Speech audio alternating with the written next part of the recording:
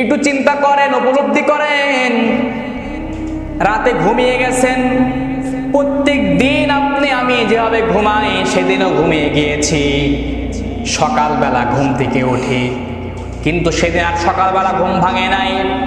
মা বাবা ডাক দেয়, মা বাবা আমার ঘরের সামনে এসে ডেকেছে, কিন্তু সেদিন আর আমার ভিতর থেকে কোনো রকম সারা শব্দ পাওয়া যায় না।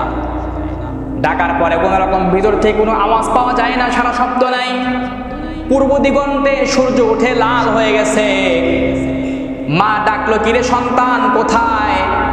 সকাল 9টা 10টা বেজে যায়, তোমার কোনো সারা শব্দ নাই। বাবা ডাকলো, ভিতর থেকে কোনো সারা শব্দ পাওয়া যায় না। আমার বন্ধুরা, এবার যখন ভিতর থেকে সারা শব্দ না পাওয়ার কারণে সবাই ভাবলো কি ব্যাপার, দরজা খোলা হয় না কেন? দরজা ভাঙা হলো। দরজা ভাঙার পরে দেখলো আপনার নিথর দেহ বিছানার উপরে পড়ে আছে।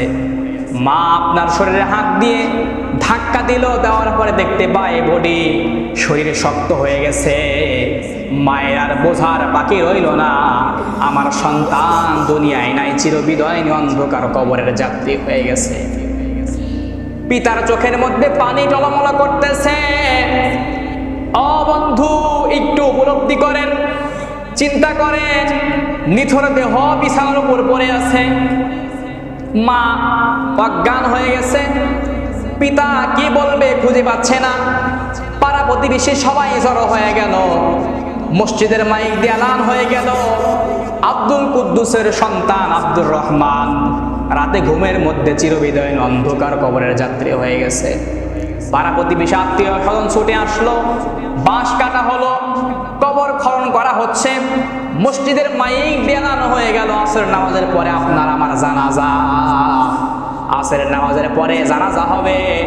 সেদিনও সূর্য উঠবে, সেদিনও কৃষক তার কর্মের জন্য মাঠে যাবে। গাভী দহন করে কৃষক সেদিনও ভাই দুধ নিয়ে বাজারে বিক্রি করার জন্য যাবে। পৃথিবী তার অবস্থান চলমান রাখবে, বন্ধ হয়ে যাবে আমার আর আপনার নিঃশ্বাস। সেদিনে সব চলবে।